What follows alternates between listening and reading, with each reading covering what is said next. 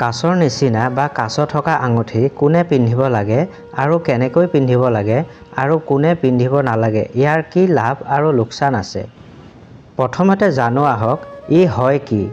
আচলতে এই যে কাছ আঙুঠিটো এইটো এটা ধাতুৰে তৈয়াৰী, যাক মানুহে নিজৰ আঙুলিত ধাৰণ কৰে। এই আঙুঠিটো যিকোনো ধাতুৰে তৈয়াৰী হ'ব পাৰে, যেনে সোণ, তাম, ৰূপ আদি। ইয়াৰ উপৰিও আজিকালি বিভিন্ন বেলেগ ধাতুৰে নিৰ্মাণ কৰা কাছৰ আঙুঠি বজাৰত মুকলি হৈছে। কিছুমান মানুহে এই আঙুঠিটো ফেশ্বনতো পিন্ধে, কিন্তু এনেকুৱা কৰাটো ভাল কথা নহয়। কাছৰ আঙুঠি কোনে পিন্ধিব লাগে আৰু কি সাৱধানতা ল'ব লাগে জানো আহক। কাছ এটা বহুত শক্তিশালী বস্তু বুলি কোৱা হয়। ইহঁতৰ আয়ুস বহুত দীঘলীয়া হয়। কিছুমান কাছ 200 বা 300 বছৰলৈকে জীয়াই থাকে। কাছ জল আৰু স্থল দুয়োটাতে থাকে। কাছক সৃষ্টিৰ লগত তুলনা কৰা হয়। হিন্দু ধৰ্মত কাছক এটা বিশেষ মহত্ব দিয়া হয়। পৌৰাণিক মান্যতা অনুসৰি কাছ ভগৱান বিষ্ণুৰ অৱতাৰ। সমুদ্ৰ মন্থনৰ সময়ত কাছ ওলোৱাৰ বাবে কাছক লক্ষী দেৱীয়েও ভাল পাইছিল। কাছ থলে বা পিন্ধিলে লক্ষী দেৱীয়ে প্ৰসন্ন হয় বুলি কোৱা হয়। ই ধনক নিজৰ ফালে টানে। ইয়াক পিন্ধা ব্যক্তিসকলৰ জীৱনলৈ সুখ সমৃদ্ধি আহে। ই শুই থকা ভাগ্যক জগায় বুলি কোৱা হয়। বেয়া হৈ থকা কাম ঠিক কৰে। সমুদ্ৰ মন্থনৰ সময়ত কাছ আৰু লক্ষী দেৱী একেলগে ওলাইছিল, যাৰ ফলত বাস্তুশাস্ত্ৰত ইয়াক ইমান মহত্ব দিয়া হয়। এই আঙুঠিয়ে আপোনালোকৰ জীৱনৰ বিভিন্ন সমস্যা সমাধান কৰাৰ কাম কৰে। এই আঙুঠিয়ে ব্যক্তিৰ জীৱনত সাহস জগাই তোলে। ই আত্মবিশ্বাস বঢ়ায়।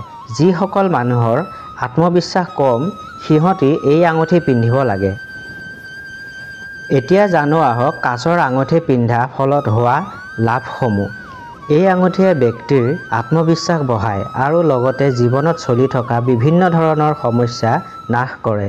ইয়াৰ ফলত সকাৰাত্মক গুণ বিকাশ হয় আৰু জীৱনত উন্নতি লাভ কৰে। যিসকলে ইয়াক ধাৰণ কৰে তেওঁলোকৰ জীৱনত যদি কিবা দুখ থাকে, এই আঙুঠিটোৱে নাইকিয়া কৰে। ইয়াৰ ফলত পইচাই স্থিতি লয়, আৰ্থিক অৱস্থা ভাল হয়। মানুহজনে যি কাম কৰে তাতে সম্পূৰ্ণ আত্মবলেৰে কাম কৰে আৰু তাত তেওঁ সফলতা অৰ্জন কৰে।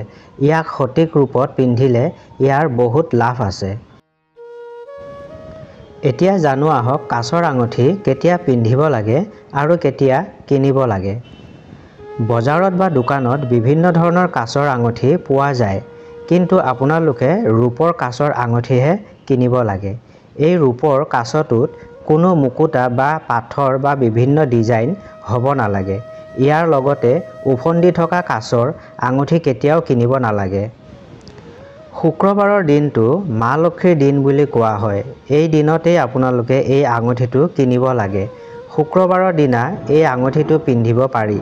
যদি সেইদিনা পূৰ্ণিমা তেতিয়া আৰু ভাল। শুক্ৰবাৰৰ দিনা যদি পূৰ্ণিমাও তেতিয়া বহুত ভাল বুলি ধৰা হয়। ইয়াক সোঁ হাতৰ তৰ্জনী আঙুলিত পিন্ধিব লাগে।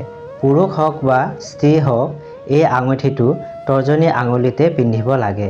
পূজা কৰি সোঁ হাতৰ তৰ্জনী আঙুলিত এই আঙুঠিটো পিন্ধিব লাগে। এতিয়া জানো আহক ইয়াক কেনেকৈ ৰাখিব লাগে, নহ'লে বা ই লোকচানো কৰিব পাৰে। এবাৰ যদি আপোনালোকে এই আঙুঠিটো পিন্ধে তেতিয়া ইয়াক লৰচৰ নকৰিব। ইয়াৰ স্থানো সলনি নকৰিব। আঙুঠিটোৰ কাছৰ মূৰটো আপোনাৰ ফালে থাকিব লাগে, বাহিৰৰ ফালে নথব। বাহিৰৰ ফালে থ'লে আপোনাৰ লোকচানহে হ'ব। জ্যোতিষ শাস্ত্ৰত এনেকুৱা 3টা ৰাশি আছে যি জল স্তম্ভৰ লগত জড়িত হৈ আছে। এই ৰাশিসমূহ হ'ল কৰ্কট ৰাশি, বৃষ ৰাশি আৰু মীন ৰাশি। এই ৰাশিসমূহক কাছৰ আঙুঠি পিন্ধিবলৈ মনা কৰা হয়। কাৰণ কাছ পানীতো থাকে। এনেকুৱাত এই ৰাশিসমূহে কাছৰ আঙুঠি পিন্ধিলে তেওঁলোকৰ প্ৰকৃতি বহুত ঠাণ্ডা হৈ পৰে। আপোনালোকৰ সমস্যাও আহিব পাৰে, স্বাস্থ্যও বেয়া হ'ব পাৰে আৰু চিন্তাধাৰা বেয়া হৈ পৰিব পাৰে। ইয়াৰ উপৰিও কোৱা হয় যে কাছৰ আঙুঠি পিন্ধাৰ পাছত মৃতকৰ ওচৰলৈ যাব নালাগে। যদি যাব লগা হয় তেতিয়া এই আঙুঠিটো খুলি যাব লাগে। খোলাৰ পাছত 13 দিনৰ বাবে এই আঙুঠিটো ঘৰত মন্দিৰত গোসাঁই ঘৰত বা তুলসী তলত থ'ব পাৰে